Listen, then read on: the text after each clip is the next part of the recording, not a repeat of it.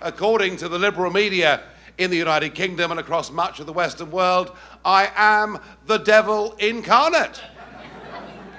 I am the Pied Piper of Hamelin, who has led ordinary, working class people, little people, business people, those who believe in the nation state, those who are unashamed to stand up for their own Judeo-Christian culture. I am the one that started off this global revolution which the liberal establishment media still haven't got to grips with. They hate me, they loathe me, they despise me, they do everything they can still on a daily basis to do me down, and I'm very, very pleased about that.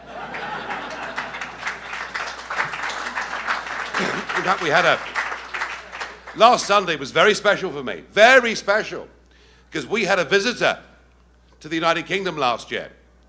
One Hillary Rodham Clinton was in town last Sunday. She was there selling her book, published by Simon & Schuster, available on the market in the UK at £20 per copy. Clearly the Clintons haven't yet made quite enough money. And it's called What Happened? And she gives 16 reasons as to why she did not become the 45th President of the United States of America, thank God. And she blames everybody. She blames Trump. She blames ignorant Midwest people who lack her intellect and probably don't wash enough, in her opinion. Well, such is the attitude, isn't it? Such is the attitude of our lords and masters. Such is the attitude of the establishment. They think they know better than us how we should live our lives, and they've done their best over the last couple of decades to take away from us the opportunity for us to express our opinion. And what we did in 2016 with Brexit and with Trump is we said, the hell with you. We know how we want to live our lives. We know who we want to govern us, and we want you gone.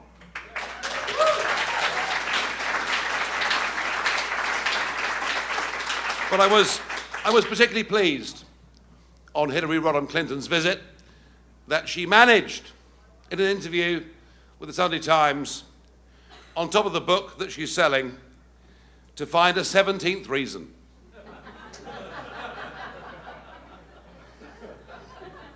A 17th reason. Oh, and by the way, the first 16 reasons for her losing, none of them include her. None of them include her right of entitlement as she saw it. I mean, who would have thought America would have embraced the hereditary principle? But in many ways it did. Well, in many ways it did, didn't it? Listen, I'm a foreigner. I'm a Brit. But I did I detect over there? There's a fellow Brit over there. Two, well, at least the whole room doesn't hate me for 1812, thank God for that. But, I mean, we lost America and built an empire, but there we are. That George III was hopeless. He really was hopeless, George III. He was such a bad leader. I think he may actually, in history, go down as being even worse than Theresa May, but we'll come to that in a moment. Yeah, mind you, being worse than hers. I mean, who's worse, Hillary or Theresa May? I mean, it's a very, very tight call. But no, she does not believe that her loss of that presidential election had anything to do with her at all. But the 17th reason that she found when she was in London last Sunday was one Nigel Farage, and the fact that I had the audacity to stand on a platform in Jackson, Mississippi with Donald J. Trump And clearly, the words that I used hurt and wounded her. Now, Jackson, Mississippi was tricky for me because nobody had criticized President Obama on our side of the pond more than me. Many reasons to do so, but the chief one being that when Cameron got desperate, when he got absolutely desperate about the Brexit referendum, he called in the heavy artillery. He called in the most powerful man in the world. He called in President Obama, who arrived at Heathrow Airport to much acclaim and great fanfare. And Obama was to be, for Cameron, the tipping point. That was to be the moment at which the British people, the scales would fall from the eyes, and we would realise the sheer lunacy and stupidity that had been put about by Farage for 25 years. The concept that we should be able to be an independent, free, self-governing, democratic nation that controlled its borders and chose its friends in the world. A nation that had to and needed to, in the view of me, the devil incarnate, divorce ourselves from this aberration in the history of mankind that is called the European Union. So Obama was called in to make sure the British came to heel. And Obama, whether you like him or don't like him, and I suspect in this room he's not necessarily top of the pops, but Obama is, above all, a great public speaker. Nobody here should deny that. He's a tremendous orator and public speaker. And here he was making his big pitch. He said, if the United Kingdom, I can't quite do the accent, but I'm trying.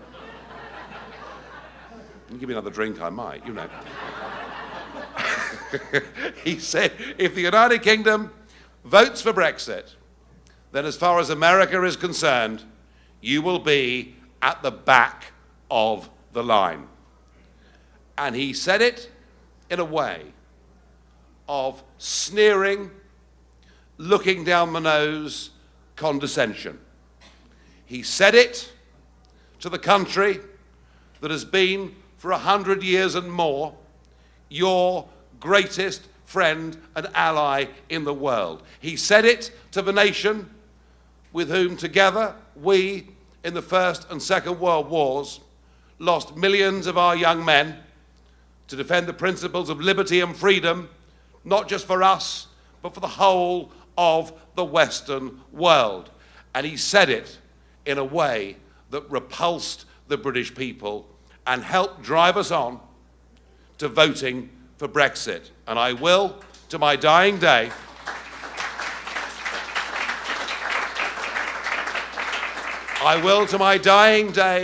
be grateful